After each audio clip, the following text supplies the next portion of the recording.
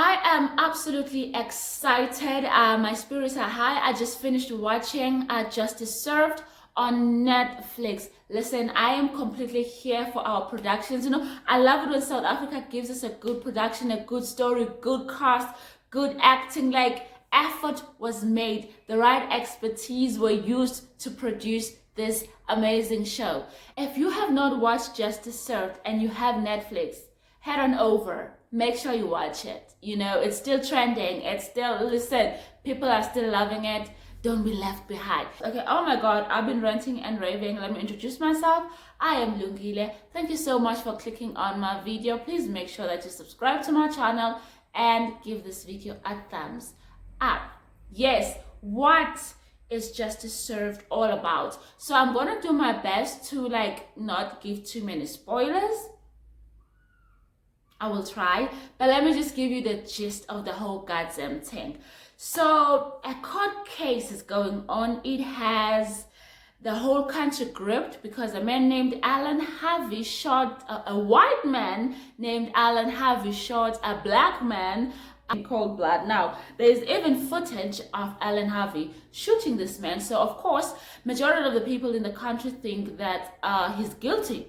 But as the Judge Bengu, is about to do her sentencing, boom, the courthouse gets hijacked.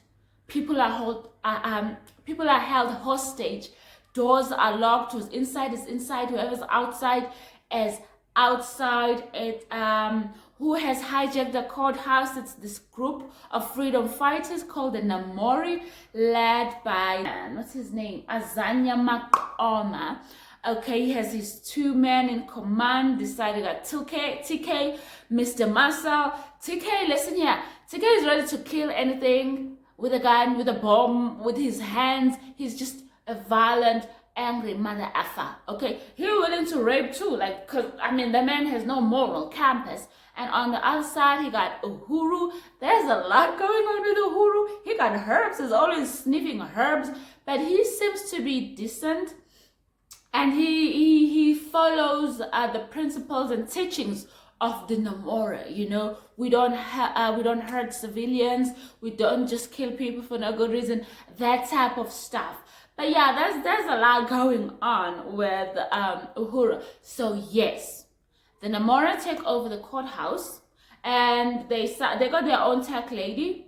So somehow they managed to hijack the airwaves, they would hijack SABC or whatever, I don't know. And then they'll just broadcast their own show. That's what they did. And what show are they broadcasting? This court case. Okay, Makoma steps up to the front. Makoma tells people, listen, I'm in charge now. The Namora is in charge now. Justice will be served today. You, the public, will witness this court case. We're going to rerun this court case. And you, the public, at 5 o'clock, or during the day really, you better start voting whether this man, Alan Harvey, is guilty or is innocent. If Alan Harvey is found innocent by public vote, I guess that means he's set free or he lives or whatever. But if he's found guilty, they kill him. Yeah. So basically, that's what's happening.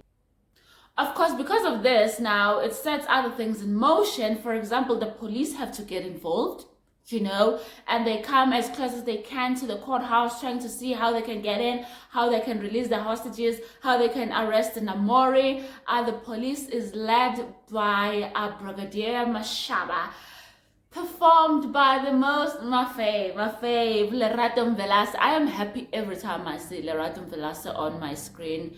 I'm just gonna be honest about that. I'm happy to see everybody on this cast. Okay, it's not because now that I'm deviating, let me continue. Because Shona Dandala, he's been a heartthrob since he stepped in front of the camera. He's still a heartthrob now. We got older. As he got older too, we still find him hot. Whatever. Back to the story. Brigadier Mashaba with her second in command, what is his name? Wendell. Listen, wherever you work, whatever your job is, we all need a Wendell in our lives. We all need a Wendell at work. We need that co-worker that will be a Wendell. What am I talking about? watch the show, you're gonna find out why I'm saying we all need a Wendell in our lives. He is so supportive of Brigadier Mashaba, and I completely like it. So Brigadier Mashaba is putting things in motion, trying to make sure, you know, that they resolve this with the Namor as quickly and as peacefully as possible. But now two things happen. Number one, this MFA, I almost said the real word. This MFA shows up, Hassan. He is something affiliated with the Minister of Security, State Security, and he's taking orders from him, and he comes through. And as the story goes, you can just tell something dodgy is going on here, you know. So, you know, he comes in, he asserts himself, and he makes Mashaba obey him. I mean, he got the minister on speed dial, so of course Mashaba will obey him. Hassan's instructions are simple: get Makoma, the leader of the Namor, and kill him. So Hassan is willing to do anything to apprehend the Namor, whether 10 people die, 1 person die, innocent people die, guilty people die. Basically, Hassan don't give two shits. All he cares about is that he fulfills his orders from the minister. And the second thing that happens is a group of teenagers decide, you know what, they are in full support of what the Namor is doing. You know, we need a cleansing with the South African government. Something gotta change, and they're supporting that, you know. So they call their friends, they become a big group, and they start protesting in support of the Namor, and they're just causing a big headache for Brigadier Mashab. Hello, she got a hostage situation that she needs to sort out. She don't need these teenagers protesting. Yes, it is your right to protest, but come on, the lady's trying to save lives from terrorists. So the show moves back and forth between the past and the present. You know, we finding out about Makoma, the leader of the Namor, when he was still a young person, how he became part of the Namor, how, you know, during apartheid, he was a freedom fighter from like high school age, how him and his best friend and girlfriend, you know, fought for liberation together, and what led him to join the Namor. It also does the same for Harvey. It flashes back to his past, how he was a soldier for the apartheid government, and you know, the things that he was made to do by his seniors within the army and stuff like that. So there's a lot going on. So basically that is the story. To find out more, is Harvey found guilty or innocent? That's up to you, okay? So another thing that I want to mention that plays a big part in moving the story forward in Justice Served is there is a radio station, or should I say this radio station presenter who is, you know, is reporting on the news as they happen at the courthouse with the Namor. Initially, it seems like this person is just impartial, is just reporting the news as they happen. But the more the story continues, you see this person on the radio also has an agenda, you know, they're pushing a particular agenda themselves. To find out what agenda they're pushing, you're gonna have to watch Justice. So listen, I'm promoting the show, okay? Even if this video gets watched by 5 people, and those 5 people go and watch Justice Served, okay? What I loved about this show, please note, I'm just a fan on the couch. I'm not a a TV show critic or whatever. It's just me, just a fan on the couch promoting the show.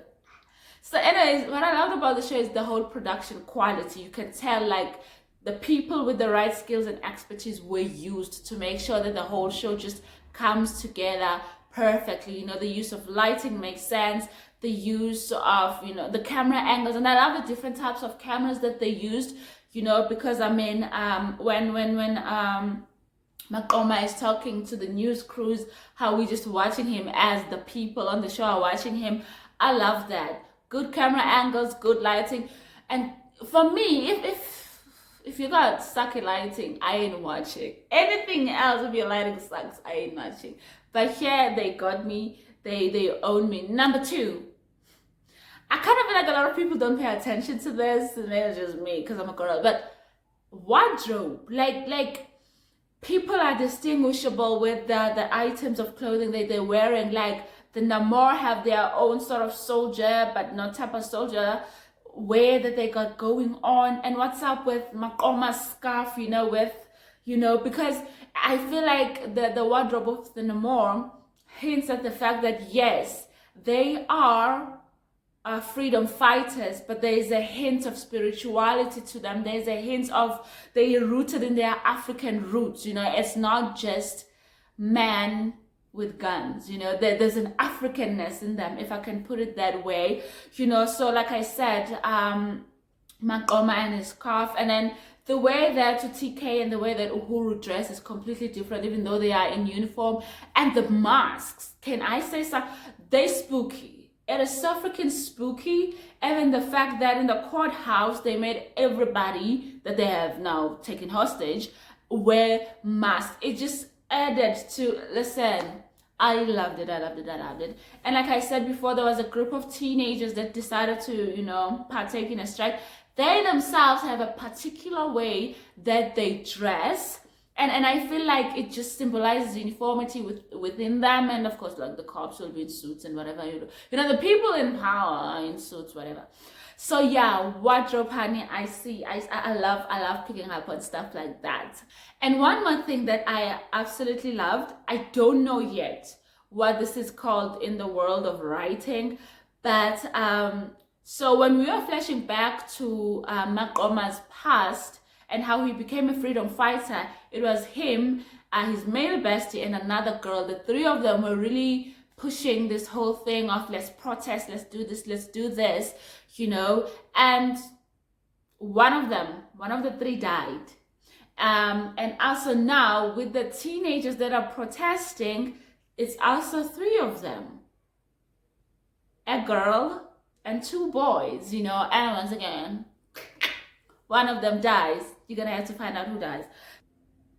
Now, another thing that this show does very well is that it provides us with the main character's backstory. Like I mentioned before, we see Harvey's backstory, we see Makoma's backstory, a little bit of Uhuru's backstory, even Brigadier Mashaba. We get to find out about her backstory as well. The teenagers that are protesting outside, at least two of them, we get to know their backstory. And I also love how the characters interlink, the people. This character is linked to that character somehow, and this character is linked to that character somehow. I freaking love that jazz. So yes. Oh, and before I close, the final scene, the ending scene, the closing scene, whatever it is called, when that building went kaboom. Yes. Listen, I can't wait for season 2. There better be a season 2 of Justice Served. So that's it. That's the end of me gushing over Justice Served. I hope you watched it as well. Let me know in the comment section what your thoughts are on the TV show, on this Netflix show. Did you love it as much as I did? Or do you have reservations, questions, comments about it here and there? Please let me know. Thank you so much for watching my video. Bye.